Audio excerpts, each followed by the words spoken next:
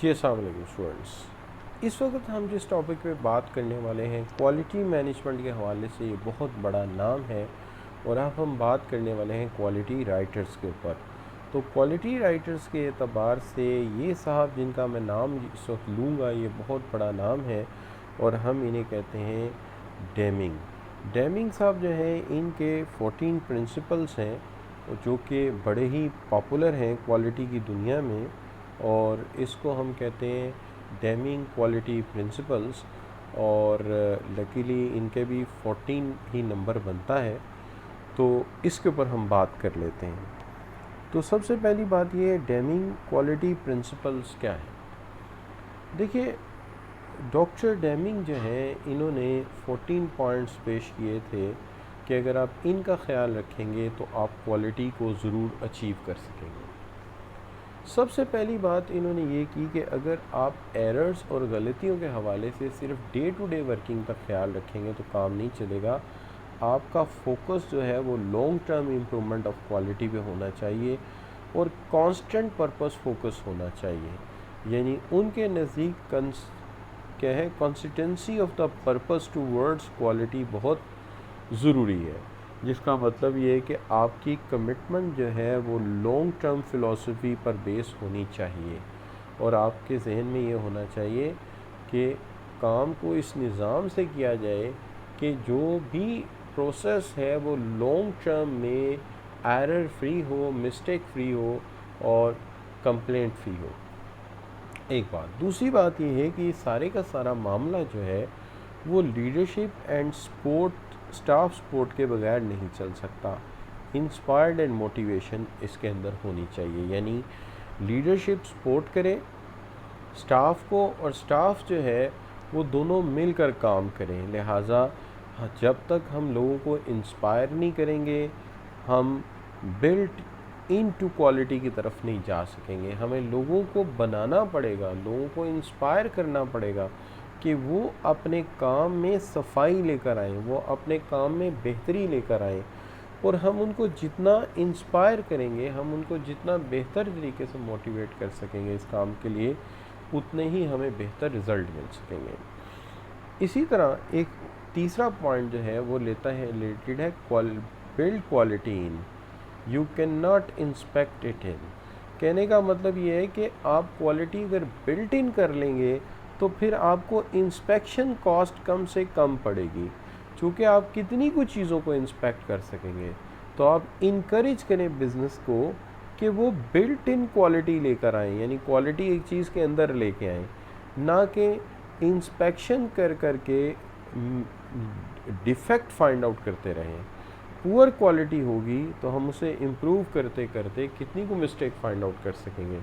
लिहाजा built in quality का होना बड़ा ज़रूरी है। इसके बाद उनकी एक राय ये है कि हमें सप्लायर के मामले में कंप्रोमाइज़ नहीं करना चाहिए और हमें मटेरियल जो है उसके लिए सिंगल सप्लायर को यूज़ करना चाहिए जो कि हमारा क्वालिफाइड सप्लायर हो। नतीजा ये है कि जब भी कोई क्वालिटी इशू आए तो we can blame to a supplier if there is anything wrong, but if और अगर हम सप्लायर टू मैनी रखेंगे तो फिर उनको क्वालिटी कंट्रोल समझाने मुश्किल हो जाएंगे।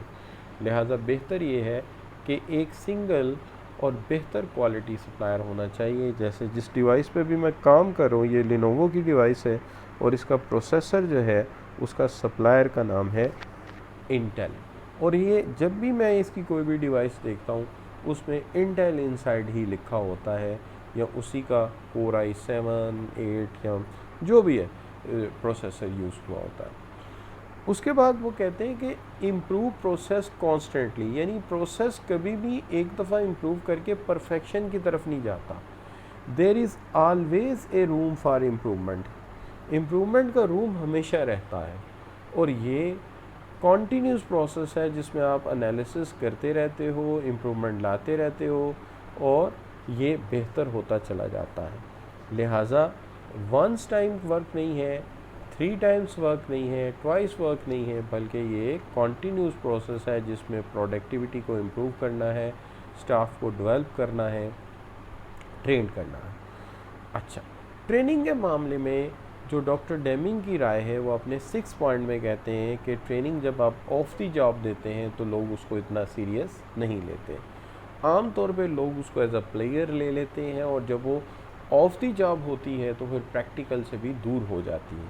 लिहाजा वो ऑन दी जॉब ट्रेनिंग के हक़ में हैं, चूँकि उनके नज़दीक जो है ये आल्दो के एक टाइम प्रेशर होता है मेमोराइज़ में, लेकिन ये प्रैक्टिकल के करीब होती है और इसके अंदर परफॉर्मेंस सामने आती है, और लोगों को पता होता है कि अगर वो गलती करेंगे तो आउटपुट डायरेक्ट इफ़ेक्ट होगी, और अगर आप ऑफ दी जॉब ट्रेनिंग में जाते हैं तो बहुत ज़्यादा टाइम भी वेस्ट होता है और फिर वो प्रैक्टिकल से दूर भी हो जाती है।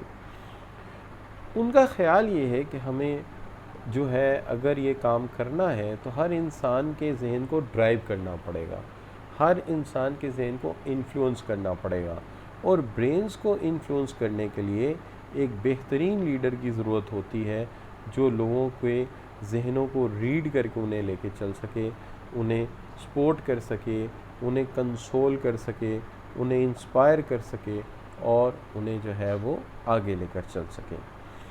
इसमें एक बात यह है कि हमेशा एक मसला रहता है और वो है फियर। सॉरी डेमिंग कहते हैं ड्राइव आउट फियर। फियर एक ऐसी चीज़ है जिसमें इंसान जानते बूझते चीज़ों को पूछता भी नहीं है। फियर एक ऐसी चीज़ है जिसमें इंसान ओपिनियन भी नहीं देता। लिहाजा लोगों में डर को निकालें ताकि वो मिस्टेक करने से पहले ही पूछ लें, और वो अगर कुछ चीज़ गलत करते हैं तो उसको बता सकें। लेकिन डरते डरते ना पूछना और फिर नॉलेज कम होने की वजह से या पता ना होने से मिस्टेक करने से बेहतर है कि हम ऐसे डर को ही ख़त्म कर दें जो हमारे नॉलेज को घटा रहा है या जिसकी वजह से हम लोगों से चीज़ें पूछने से डरते हैं। फिर break down the barriers between department. जब डिपार्टमेंट्स के दरमियान बैरियर होगी तो इधर की इंफॉर्मेशन उधर नहीं जाएगी और उधर की इंफॉर्मेशन इधर नहीं आएगी। लिहाजा नतीजा ये होगा कि कोऑर्डिनेशन की कमी आ जाएगी। चीज़ों को बेहतर करने के लिए डिपार्टमेंट्स के दरमियान जो कम्युनिकेशन है वो बहुत ओपन होनी चाहिए। आइसोलेशन हमेशा चीज़ों को ख़राब करेगी, जबकि coordination, communication, formalising channels and discussion हमेशा चीज़ों को बेहतर करते हैं। अगर फॉर्मलाइज नहीं, ओपन डिस्कशन हो जाए तो वो ज़्यादा बेहतर है, लेकिन फॉर्मलाइज का वर्ड मैंने इसलिए यूज़ किया है कि इसको लाजिम करार दिया जाए। प्रोडक्ट के साथ और प्रोसेस के साथ कुछ स्लोगन्स अटैच कर देने चाहिए, चूँकि लोग इनसे इंस्पायर होते हैं, जैसे we put the customer first, ठीक है, तो ये ज़रा अच्छा लगता है। जैसे coca cola open the happiness, KFC it's finger licking good. तो मीन्स कहने का है कि आप लोगों को जब इस तरह के स्लोगन से अटैच कर देते हैं तो इससे भी लेट्स ट्राई हार्डर, इससे भी लोग जो हैं वो इंस्पायर होते हैं और ज़्यादा एफर्ट ऐड करते हैं।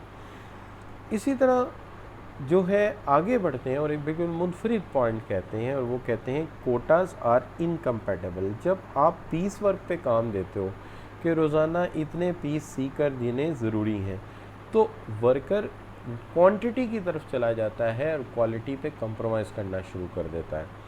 लिहाजा होना ये चाहिए कि हमें लोगों को क्वांटिटी की बजाय या कोटा की बजाय हमें क्वालिटी को फोकस करना चाहिए। अगर क्वांटिटी पे बहुत ज़्यादा फोकस करेंगे तो क्वालिटी कंप्रोमाइज़ हो जाएगी।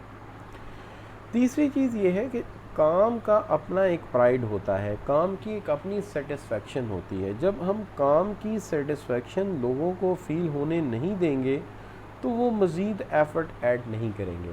लिहाजा हमें बैरियर्स को हटाना चाहिए जो काम को एंजॉय करने से या काम की विक्ट्री को, विनिंग को एंजॉय करने से रोकते हैं।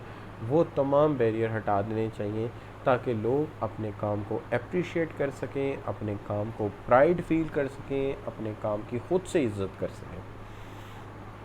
देखिए, दुनिया में जितनी भी तरक्की होती है उसके पीछे तालीम का बहुत अहम रोल है। अगर हम अपने एम्प्लॉयज़ की सेल्फ़ डेवलपमेंट एंड इम्प्रूवमेंट रोक देंगे तो वो डीमोटिवेट होकर हमारे काम पे भी ऐसा ही असर पड़ेगा। लिहाजा हमें ये चाहिए कि ऑन दी जॉब ट्रेनिंग देते रहें, लेकिन वर्कर की ग्रोथ का ख़ास ख्याल रखें कि जैसे जैसे हम प्रोग्रेस कर रहे हैं वर्कर भी अपने करियर में प्रोग्रेस करे। अगर उसकी स्किल्स इम्प्रूव होती रहेंगी, वो चैलेंजेस को फेस करता रहेगा, तो उसकी लाइफ एडवेंचर से भरपूर और प्लेयरफुल हो सकेगी। लेकिन अगर वो स्टैग्नेंट हो गया है कि रुके हुए पानी की तरह, तो उसकी ज़िंदगी भी मुश्किल हो जाएगी और फिर वो काम के लिए इतना मोटिवेट भी नज़र नहीं आएगा।